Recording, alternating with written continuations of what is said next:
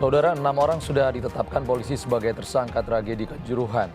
Kapolri menyebut jumlahnya masih bisa bertambah. Lalu siapa lagi yang harus bertanggung jawab? Untuk membincangkannya sudah bergabung mantan Chief Operation Officer PT Liga Indonesia Baru atau PT LIB, Tigor Salom Boboy, dan Ketua Badan Pengurus Perhimpunan Bantuan Hukum Indonesia atau PBHI, Julius Ibrani. Selamat sore, Bang Tigor, Bang Julius.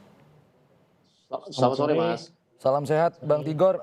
Saya ke Anda dulu, ini terkait dengan 6 tersangka yang sudah ditetapkan. Siapa lagi di luar 6 orang ini yang bisa dimintai tanggung jawab dan sampai mana level tanggung jawab itu? Iya, yang pertama ini kan jurisdiksinya tuh ada di kepolisian.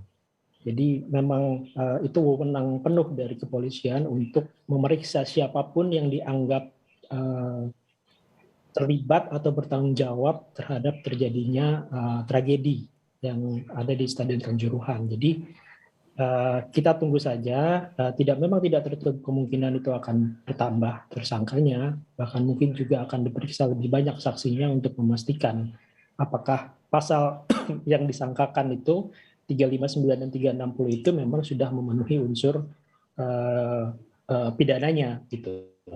Tapi PSSI juga jadi sorotan oleh publik ini terkait dengan tragedi Kanjuruhan. Bisa diminta pertanggungjawabannya PSSI? Sangat bisa, karena kalau kita bicara sepak bola, penanggung jawabnya ya pasti PSSI. Termasuk pun itu kalau sampai ke FIFA, pasti yang akan berkomunikasi dengan dari FIFA pasti ke federasi. Dan apa yang disampaikan kemarin oleh Presiden itu sebenarnya bentuk, saya nggak tahu ya apakah itu mungkin bentuk kesulitan komunikasi antara FIFA dan PSSI sampai akhirnya menjadi concern penuh dari Presiden. Walaupun dalam surat FIFA itu memang disebutkan tetap harus ada PSSI karena secara regulasi keanggotaannya tetap anggotanya FIFA adalah PSSI. Oke, Bang Tigor, kalau PSSI harus bertanggung jawab, lalu Bang Julius, kira-kira sampai mana tanggung jawab PSSI ini bisa kita minta?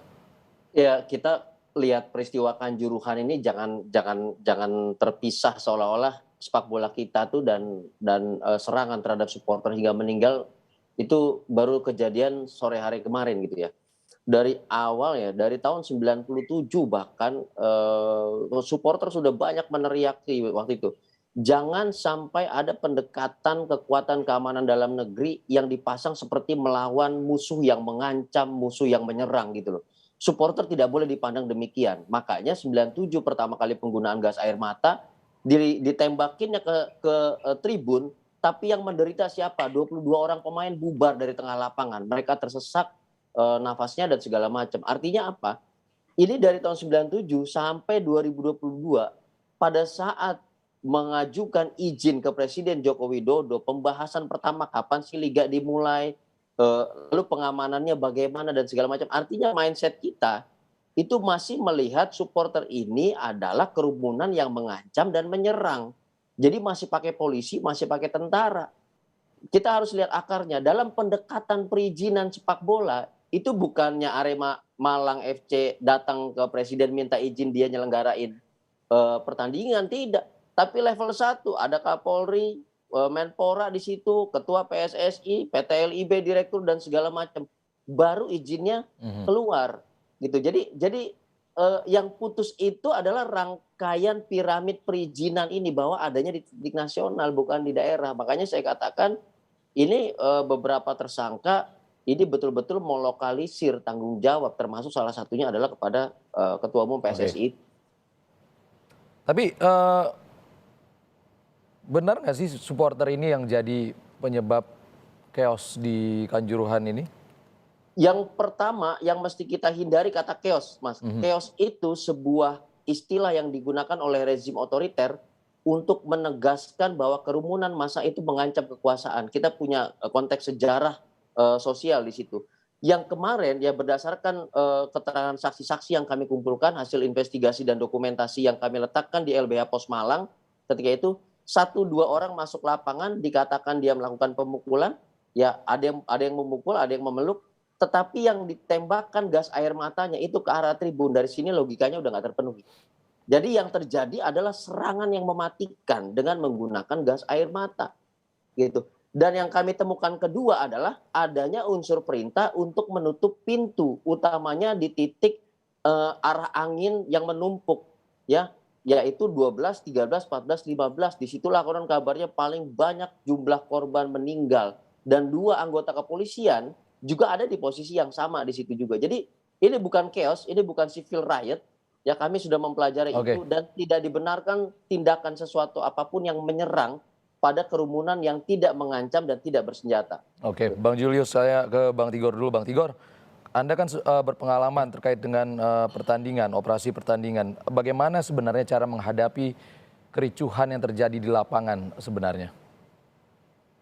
Iya, jadi pada saat kompetisi berjalan, itu operator atau bahkan mungkin di level yang lebih tinggi PSSI, dalam hal ini adalah Departemen Safety dan Security, itu juga harus mendefine mana kategori pertandingan itu masuknya di high risk.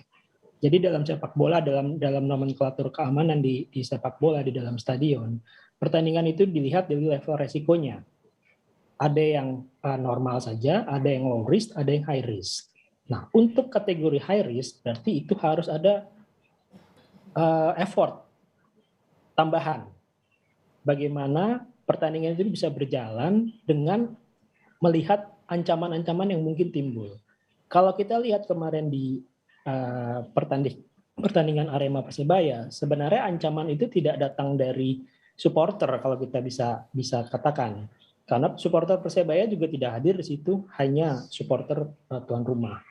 Tapi kalau kita melihat lagi lebih dalam, saya melihat ada SOP pengamanan yang itu sampai hari ini kita belum tahu siapa yang membuat SOP pengamanan itu. Walaupun dari kepolisian sudah menetapkan tersangka berdasarkan karena kelalaian tidak adanya SOP pengamanan.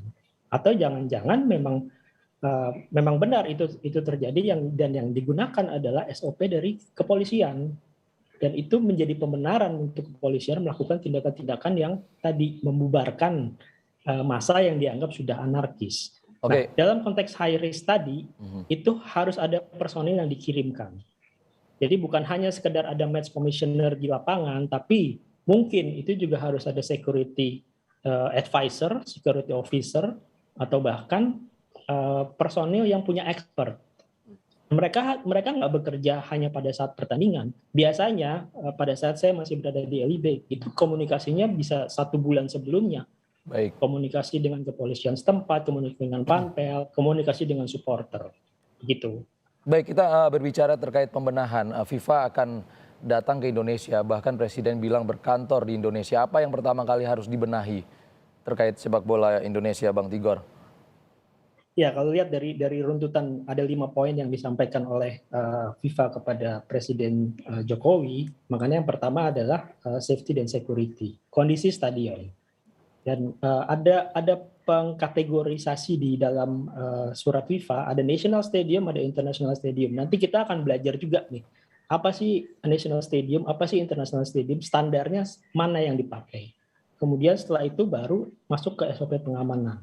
Jadi memang 2 poin utama ini yang harus segera dibenahi. Dan saya pikir salah satu bentuk tanggung jawab yang PSSI harus lakukan saat ini bukan hanya sekedar mengunjungi korban, karena itu sudah lewat. Itu tidak akan membangkitkan lagi korban-korban yang sudah meninggal pastinya. Lebih kepada bagaimana mereka bekerja, karena mereka yang dianggap tanda petik saat ini adalah orang-orang yang mengerti tentang sepak bola itu sendiri, mengerti bagaimana pengamanan sepak bola.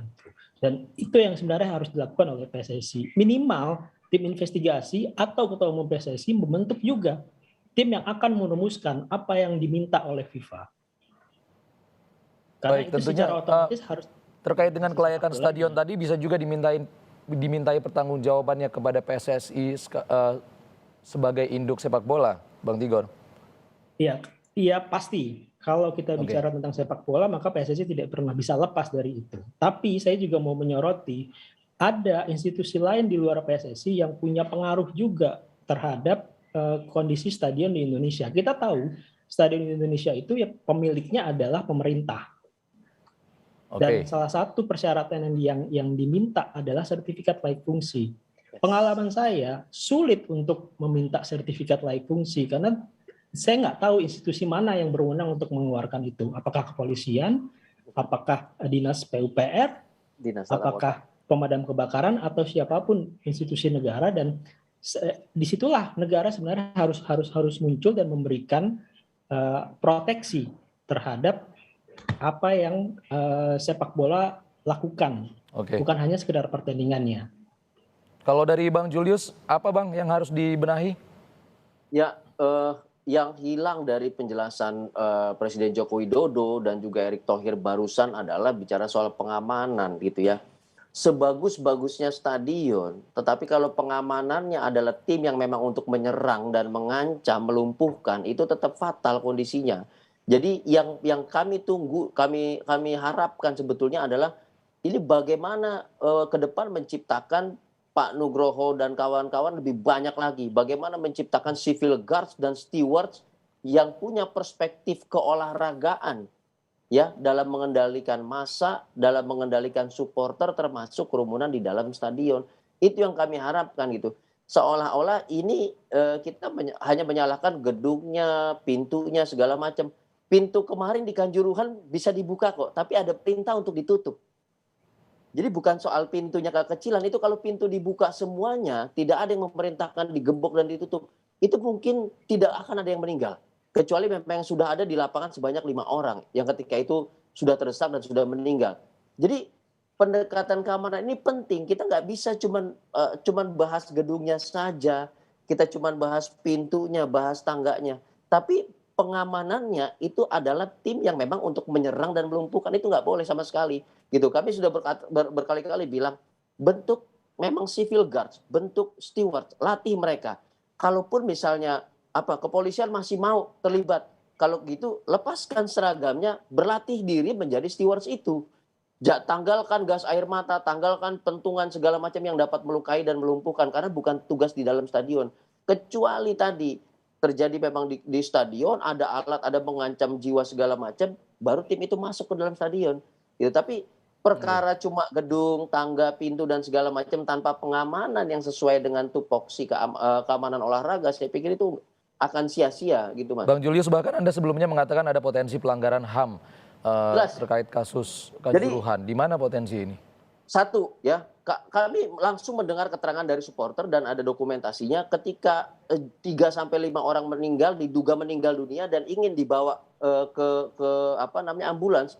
Itu ada 1-2 petugas BRIMOB menghalangi, tidak memperbolehkan membawa itu. Itu yang pertama. Yang kedua, ketika ada 2-3 orang keluar, ya, dia mencoba mencari ambulans. Pada saat itu pintu masih kebuka, Mas. Pintu masih terbuka. Pada saat pintu masih terbuka, dia mau masuk, pintunya sudah dikunci, sudah digembok. Jadi itu dilakukan secara serentak. Dan ketika berhasil masuk ke dalam lagi, saksi-saksi yang kita pegang, lalu di dalam, itu sudah ada yang ngomong, ada video ngomong, jangan pakai gas air mata. Dan pintu itu terkunci, kita sulit mau keluar karena pintu terkunci. Tapi tidak digubris dan justru makin banyak ditembakkan, jumlahnya lebih dari 30.